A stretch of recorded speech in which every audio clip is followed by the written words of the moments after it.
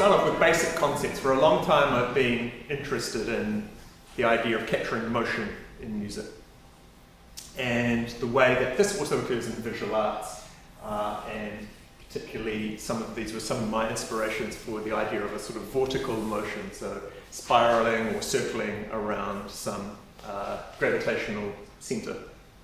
So we can see some pieces by Alphonse Schillings, Damien Hirst, Gretchen Albrecht, Ernest Poor. Here we've got Octave by Karl-Heinz Stockhausen. Here we've got some sketches from Trude Wishart's On Sonic Art. Over here we've got some kind of spinning diagrams from Jenny McLeod's Chromatic Maps. Over here we've got some rotational sketches from an article that Maurizio Cargo wrote in Viraya. Over here we've got a manuscript from the late 14th century by French composer Baud Cordier. It's called Tout pas complet, which is a circular canon. Here we've got a very 20th century score by George Crumb, who wrote a number of these circular scores. This is just one example. And over here, a piece by Canadian composer Murray Schafer, whose title I won't attempt to pronounce because it's quite long and in Arabic. But all of these sort of I've been kind of collecting over the years, and very interested in this idea of circling. Also very interested in the idea of bodily motion, and this came together at the beginning of the Violin Concerto when I thought about the dance of the Semazin dances of the Mevlevi order in Turkey. You might know them as whirling dervishes, but they have this similar centripetal dance in which they whirl on the spot and sort of move around each other, and their skirts billow out in incredible forms. Here's the program note, which sort of explains the structure of the concerto. So Sama, which is Arabic for listening, is a Sufi ceremony that includes elements of ritual, singing, dancing, music, poetry, and prayers. And so the Mevlevi order in Turkey have a particular version of this, in which the dancers or the dervishes whirl around the space. Now, throughout the dance, the left foot is anchored to the ground, and one of their hands is also faces down as well. So there's this kind of anchoring through the earth, but the other side, the other palm, faces up towards the cosmos and up towards the heavens. So it's almost like the dancer through this pose is acting as a conduit between the heavens and the earth, and they whirl in this kind of ecstatic devotion. So this pose and this idea of this conduit provided a nice, simple concept for the violin concerto, which was split into three movements: Ad, Fada, and Semazin. So the earth, the heavens, and then the dance itself is the final movement. So earth, the first movement, Ad, suggested very grounded kind of writing, the idea of organicism. So it starts just with 2 notes, and then that grows out to 4 notes, and then eventually 7 notes. And there's this idea of constant flourishing and replenishing of material through this first movement. It's quite unstable. It goes through very gentle lyrical passages, very aggressive, fast passages, never quite settles down.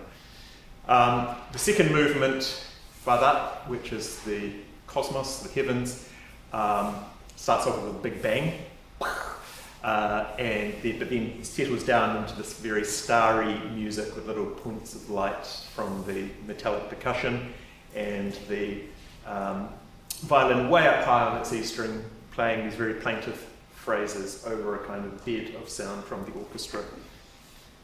A lot of harmonics in that movement as well in the solo part. And the final movement, Semazin, is just whirling, ecstatic energy. I wrote it at crotchet equals 160, I think, but Amalia got really excited on the night. It took it probably about 180. So it was very, very fast, way faster than I was expecting. Also in the final movement, I quote a couple of little riffs from 2 of my favourite pieces. One is Vortex Temporum by Gérard Grisey, of course Vortex playing into that as well. And the other is a kind of whirling gesture from the piece Mouvement vor der Erstarrung by Helmut Lachenmann. So they're just these little sort of motifs really that just I quote now and then in the final movement. So here's the dancer again, one hand pointing up, the other pointing down, and then whirling around. I want to talk about some of the techniques in this piece. And there are a number of them. I had a long time to really explore various techniques and change techniques in ways I hadn't done in previous pieces. So there's quite a lot of R&D in this piece, which is one of the luxuries of being given a commission a year in advance to when it's going to be played, is that you have a long time to actually think about it and plan it and try out some new things. So one of the techniques I did use in this piece, which I had used in previous pieces, but pushed sort of further in this piece, is a technique called harmonic rotation.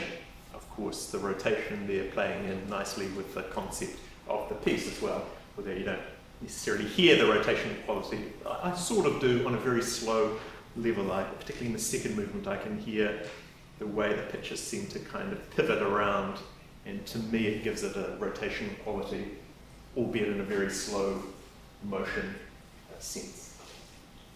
So what is harmonic rotation? Well, it's a technique that dates back to about the late 1940s, I think. It was first developed by Ernst Krenek, and then Stravinsky took it up in his later serial pieces. More recently, composers such as Olli Nussin and others have used this rotational technique. And it's a very simple algorithm, I guess, for taking a group of notes, a set of notes, and producing new ones that have many of the same qualities as the first set of notes, but also have differences as well. So here's an example from a piece by Pierre Boulez, De Rive 1, in which he uses harmonic rotation as well. It's something Boulez used in a few of his works. So we've got the first 6 notes there at the top, the so-called Zacca hexachord, E flat, A, C, B, E, D. So he would make us little tunes or chords or whatever out of those 6 notes. And then he applies the algorithm to derive the next group of 6 notes. And the way it works is you start on the same note, the same E flat. He's just put it down an octave to make it so you've got fewer ledger lines. So start down, and then instead of going with the first interval, which is a downwards tritone, you start from the second interval, which is an upwards minor third. So you go from the E flat now, upper minor third, to the G flat, and then down the semitone, upper perfect fourth, down a tone, and then it sort of wraps around to the beginning, which is upper semitone, from the D wrapping around to the E flat again. So all the intervals shift one space to the left, but you always start on the E flat. And you do that 6 times, and then if you were to do it a 7th, you would end up with the same row as you had at the beginning. So you've now got 6 versions of the original hexachord, each of which has the same intervals in it, albeit in a slightly different order. But because they've been transposed, they've each got a different set of pitch classes in them. They've all got the E flat, but apart from that, a lot of the other pitch classes will be different than the original. So what it gives you is a high degree of intervallic economy, but a high variety of pitch class content. So I like this idea, and I'd used it previously in a couple of pieces, particularly in a piece called Claro, which was also an NZSO commission. And I thought I'd push it a bit more in this work and see how it went. So it took me ages to find the initial set of notes. It always does. This took me a good month at least to settle, I think, on this set of 7 notes, which is the opening 7 notes of the violin. So it starts off with a perfect fifth, and then a semitone, and then up to an F. So that's the row, if you like, or the group of notes. I don't really treat it in a serial manner, although there is a sense of keeping some of the notes together. One of the properties I'm always looking for in sets of notes is a degree of harmonic ambiguity with some little tonal implications in there. You can see the first, second and fourth note together make a D minor triad, but the G sharp upsets that So it's like a little bit of spice added into an otherwise conventional soup. The whole 7 notes, for those of you who are onto it, the whole 7 notes, of course, are 7 out of 8 notes of an octatonic scale. So it's a very octatonic flavour in this work, although there's a lot of chromatic distortions that happen throughout the piece, so it's not overly diatonic. Okay, one of the problems with this basic rotation is that you always get that first E flat back again, or in this case it would be to say the same D would return after every 7 notes. And so over the last few years I've been developing some new rotation techniques that don't have the same problem of always having the same sort of tonic pitch class return again and again. So I've developed 6 new rotation techniques, well, sorry, 5 new ones. So the standard rotation is on the first line there, in which the first pitch class repeats in every rotation and the intervals rotate from left to right. There's a version of that in which every second rotation you invert the intervals. So if the interval is going up, it's now going down. Then I've got a version of that called line steering, in which the second rotation, rather than starting on the D again, would start on the second pitch class of the original row. So it went D, A. So the second rotation will start on the A this time. Only trouble with that is if you also move the intervals from left to right, you just end up with the same set of pitch classes every single time. So what I do instead is I rotate the intervals from left to right, so in the opposite direction. And then there's a version of that in which I also invert the intervals on every second rotation as well, which is line steering inverted. And then the last kind of family of developments, and this is called line chaining, in which you get your 6 or 7 notes, and then the last note of that becomes the first note of the next rotation. And then, of course, you delete every dub, because that will double up the last PC and the first PC, so you just delete one of those. I'll show you some charts of these in a minute so you get an idea. So here was one of the original versions of the opening heptachord, which isn't the one I ended up with. So this is an early version, which I stuck through just a standard rotation, which is inverted. So you see every bar there for the first 7 bars starts on the note A, so you get that repeated first pitch class.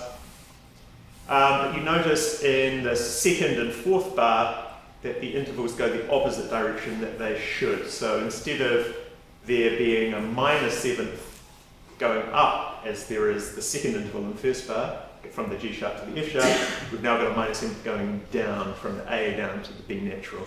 So this is just inverting the intervals every second bar, which I quite like that, having that inversion. It just breaks up provides a bit of relief to the ear, sometimes from always hearing the intervals going in the same direction every bar. I just find it somehow more satisfying as I listen through to it. But as I mentioned, I ended up not using that opening heptachord at all, and in fact, this ended up on the cutting room floor, this particular rotation. Here's one that I did end up using. So now this is line steering. You can see I'm on version 3.2 here, so this is after about 2 weeks of slightly bashing my head against a brick wall. I finally found a rotation that I actually like some of the properties. I don't just stick things into an algorithm and then just use it no matter what. I stick things into an algorithm and then listen to it and decide, do I like that, yes or no? If I do, I might use it or refine it further. So there's a lot of testing and rejecting that goes on in this phase. So let's see how I use this. You can see, sorry, if you have a look just at each bar, you can see the first note of each bar, D, second bar is A, third bar is G sharp. These are the subsequent pitch classes from the heptachord. So this is the line steering, where the notes of the pitch classes steer or guide the transpositions of the rotations. So let's see how I actually turn this into a piece of music. So I'm going to zoom in. Here is the solo part. This is the solo violinist part.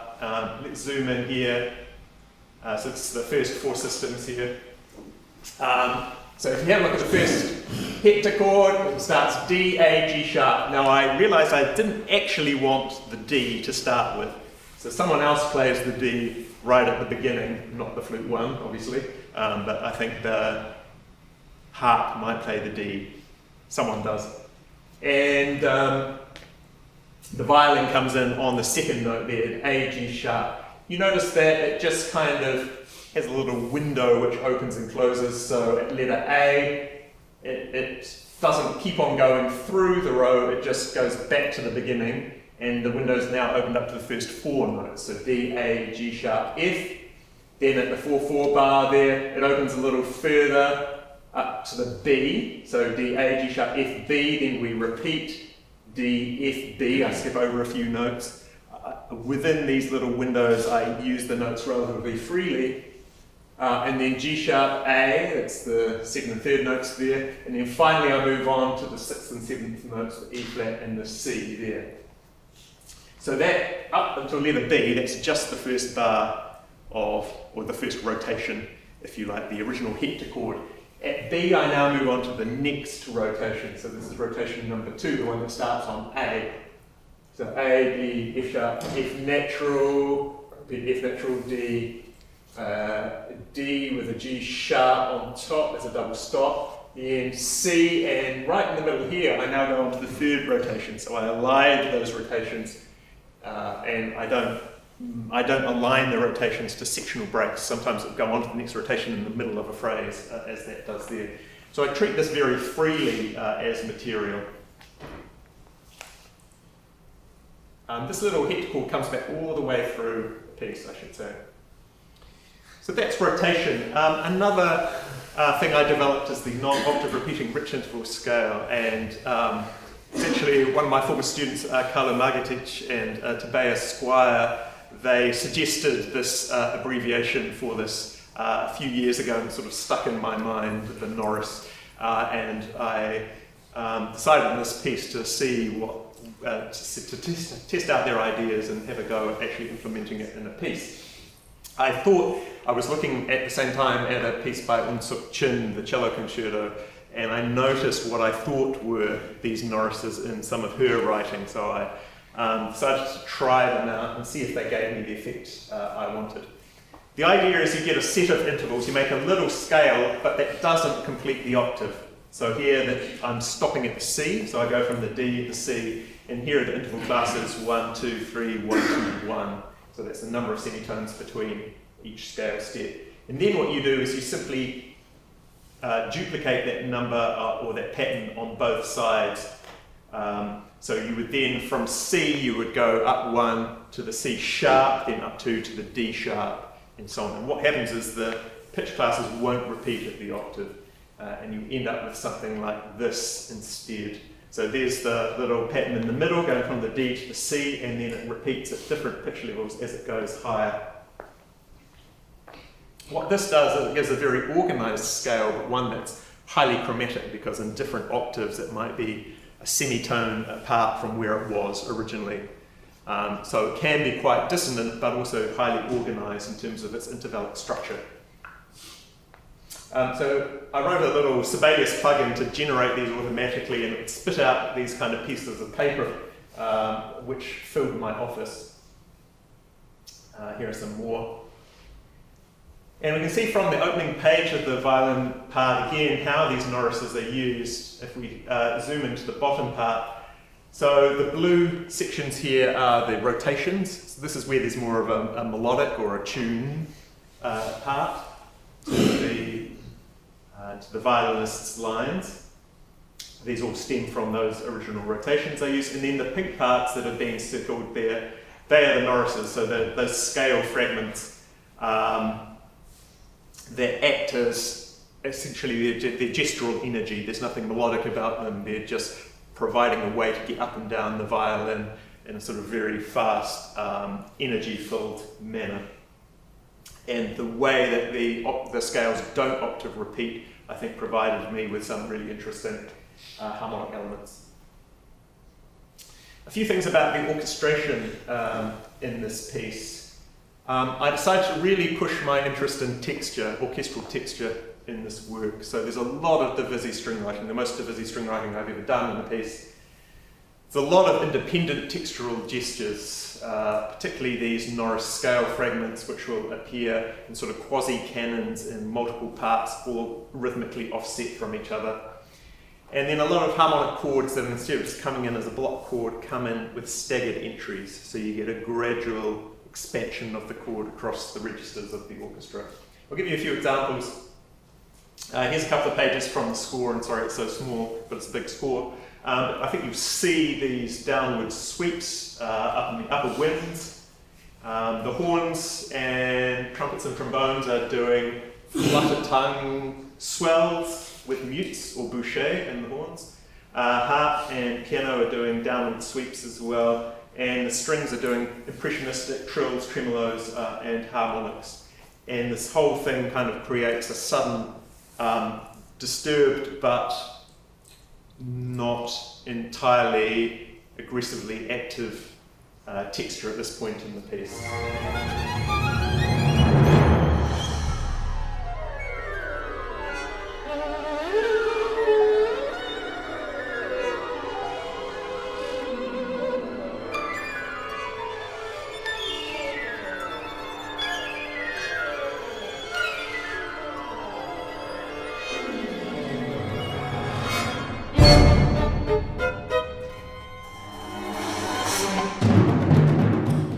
Here's another example of the staggered use of texture. So, for example, here we've got just an A minor chord. This is in the second movement. Yes, there are some A minor chords in my piece, but the entries are staggered across the strings.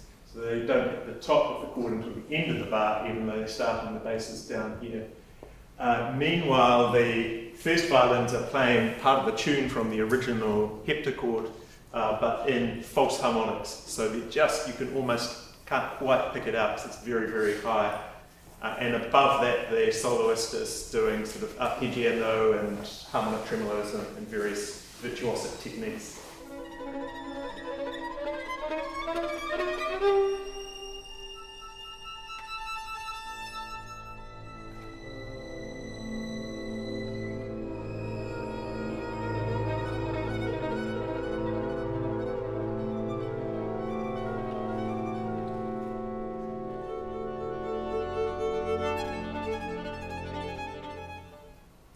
If you wonder why there's an E flat on top, well, partly it comes from the line, but also I specifically chose A minor because A minor plus the E flat will give you the same minor chord plus a sharp 4 that was in the original heptachord, only that was D minor.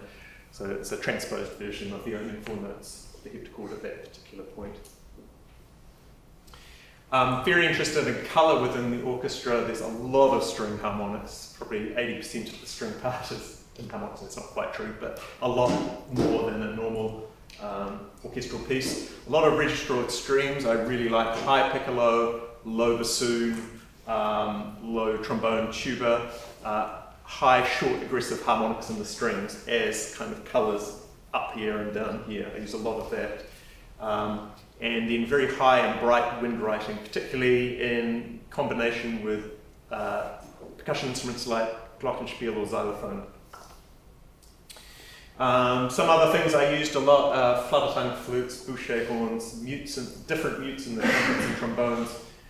Just a single note in the piano and harp as a kind of punctuation point, so at the end of a swell or at the start of a decrescendo. Bisbigliando in the harp. Little small percussion instruments, there's some maracas, woodblocks, splash cymbal and glockenspiel, rather than just the timpani and the tam-tam and the bass drum. They do appear, but there's a lot more of these smaller instruments. And heaps and heaps of string techniques, so finger tremolo, consort, sul concertesto, bow tremolo, flottando, glissando, harmonics, etc. So I'll show you just a typical page from the first movement, I think this is. So let's zoom in here. So yes, this is the first movement. Here we have the low flutes playing flutter tongue, tremolos. Over here, the horns have their staggered entries, their bouche. The trumpets are in cup mute, and they're also trilling. If we scroll down a bit to the next section, we'll see we've got maracas playing there. The harp is playing harmonics. The piano just has a single low note at that end of that little swell from the solo violin. We scroll down to the violin section. See there's a lot of divisi there. Every section is in divisi apart from the basses. They're marked flutando, poco sul ponte. They're doing finger tremolos and a glissando up to the highest note. Before that they have a harmonic swell, and then there's a staggered entry with some harmonics in there for good measure as well. So every section sort of has its coloristic technique in this passage. I'll play that for you.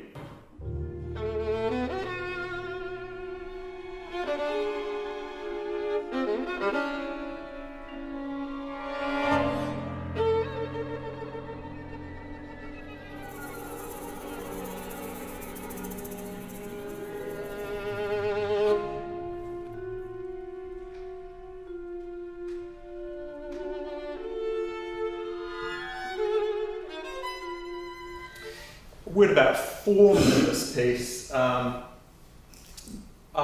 not sort of one who has a very strict notion of form. I have a very loose idea about form and tend to use my intuition a lot. But I do think about form as a kind of an assemblage of parts. And usually these parts or these sections I seek to think about how I can vary things like the dynamic weighting, the rhythmic assertiveness, the kind of amount of activity that's happening, the stability or instability, whether something is pushing forwards or is pulling back. And I always try and think of contrasts between subsequent sections. These elisions between sections, I also like to have a variety, some of which there will be slow transitions over, say, a minute, so moving from one state to another gradually to draw the listener along. At other times I'll have a very abrupt sectional transition where suddenly something will snap and you'll be in a completely different tempo and mood at that point. I do think about the duration of sections. To me that's one of the most important things, and it's also one of the things I revise a lot when I'm working on a draft of the piece. I'll sort of delete whole sections, I'll extend sections out, and I do a lot of air conducting in my office. So if you ever walk past my window and see me doing that with seemingly no one else in the room, you know I'm trying to judge the duration of a particular passage. I'm trying to think, has that been around for too long? Does that need to stay around longer? Do I need, to push faster into the next section? In recent times I've sort of enlisted the help of some Excel spreadsheets to help me at least give me a starting point. And I've become kind of interested in golden sections. It's pretty cliched and arbitrary, but I find it just a useful number to start with anyway. So this is an example from one of my Excel spreadsheets. So I've got the overall golden section A and B there, and then I've got sort of subdivisions of that, and then subdivisions of the subdivisions. And I can tap in the total duration I want. I don't know why that says 7 minutes. That should be like, I suppose that was the first movement was 7 minutes, not the whole piece. Yes. And then it will give me what the duration of each subsection would be. So you can see section 1 is a minute, section 2 is 40 seconds, section 3 is 24 seconds. So each of those have kind of golden section relationships, those durations. I then can work out roughly how many pages of short score that will be and things like that. I then, on another page of the Excel spreadsheet, I have a little checklist that will keep me on track. So there I was starting on the 2nd of February, the first movement, and aimed to have it finished by the end of March. So you can see kind of me tracking along, and I put a cross through it every 10 seconds that I finished. I would be working first of all on a particello score. So this is an example of the particello score. I write in pencil and paper, and then I got my typesetter to typeset the particello score. So this is a short score before I do the orchestration of it. So this just gives me the pitches and the rhythms. I pretty much wrote the whole solo part and then kind of wrote rough ideas for the orchestration around it. So here's an example from the opening. This is the particello score, and this is the orchestration of the particello score over there. By separating out the orchestration from the writing of the pitch and rhythmic material, it allows me to concentrate a lot more on the orchestration phase. If you're trying to write all the pitches and rhythms and do all the orchestration simultaneously, that can feel like information overload. So by separating it out, it allows me to spend a lot more time on the orchestration, which goes very quickly. I could orchestrate, 3 or 4 pages of the piece a day, as opposed to composing, which is, if I got half a page done in a day, I'd feel like I'd had a good day. And hence the kind of detail in the score that process allowed me. Here's a picture of my office while I was in the middle of composing it. You can see that little spreadsheet I had is printed off and attached to my pinboard over there. I've got some Norrises over there. I have no idea what else is over there. This is the particello score here. A pot of tea over there, etc. So here's a little snippet from the opening of the first movement, just to give you an idea of the opening gesture and the way the soloist slowly introduces the material.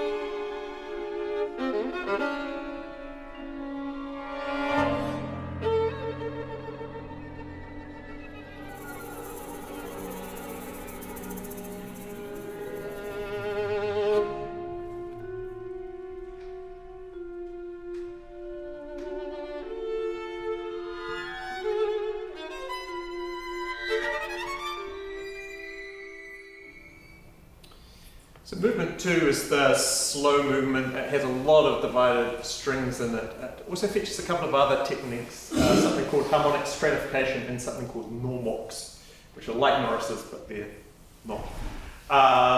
And it also features these gradual transformations from very ethereal high register playing on the violin down to more kind of high position but on the low strings writing you might expect in a late romantic concerto, and it has almost these kind of Bruckner-esque moments in it. It's based on a slightly different set of notes than the first movement. It's a hexachord that comes from the opening heptachord, and I'll show you how. So this was the original line steering rotation for number 1, and I sort of chose a relatively arbitrary, completely different rotation, this one down here on the left, and sort of rearranged it to come up with a group of 6 notes here for the second movement. At least I think this is what I did, of course, it's a year ago now, but I think looking back, and I quite like this. It's got a couple of semitonal movements and a big leap in the middle. So the whole second movement has a lot of these downward semitonal movements. Here it is using the line chaining algorithm that I've passed it through. And again, you can see this is the opening of the violin part in the second movement, and that pretty much follows from left to right. The only little thing I did was I swapped the second and third note over because I particularly wanted to emphasize the D minor quality at O, so the F and the D. So I just sort of arbitrarily swapped those 2 over, but I think if you follow along, you'll find the rest of it pretty much is in order. The rhythms here were also, I developed from another algorithm, which I won't go into, but it sort of gets more and more complex as it goes along. So it starts off quite simple, you can see O, but becomes more and more syncopated against the beat as it goes along. Just a word about those other pitch techniques. Harmonic stratification is the placement of relatively consonant material in different layers that is dissonance against each other. So for example, down the bottom here we've got a C-sharp minor triad, but at the top here we've got a D minor triad. Nothing particularly original, of course. That happened a lot in the first half of the 20th century and various composers. Stravinsky, for example, many of the British composers did this as well.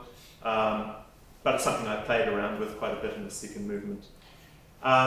This is a non-octave-repeating modal cluster, or NORMoC for short. I find just giving things names helps helps let me reuse them more.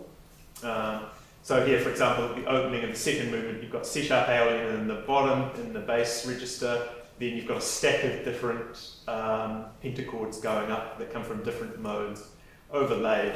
So each one of those in itself would be relatively consonant, but against each other it's quite dissonant. So there's the opening of the second movement, which sounds like this.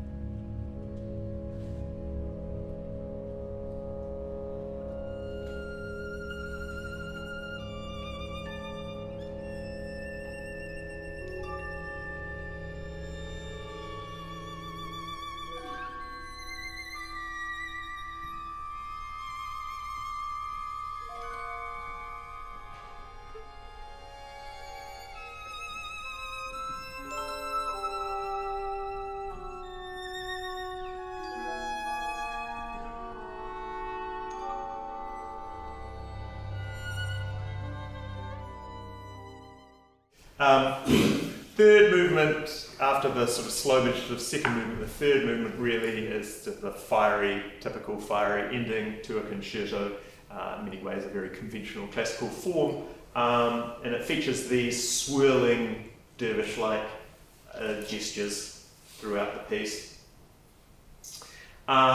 Here I did sort of moving clusters going up and down within a Norris, so the melodic line would be the top one there, and all the other parts within it just go up and down within the scale as a kind of cluster, and then that orchestrates out. So there's the orchestration, that's the particello, that's the orchestration of it over there, which sounds like this.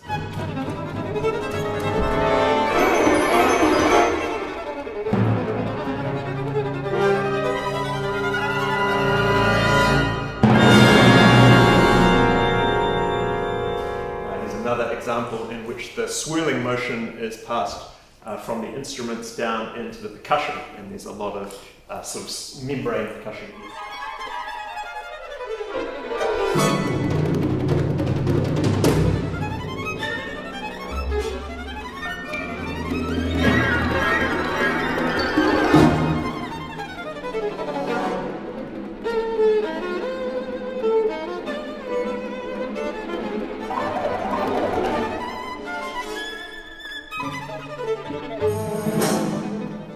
Cool, well thank you, I've taken way too much of your time, so thank you.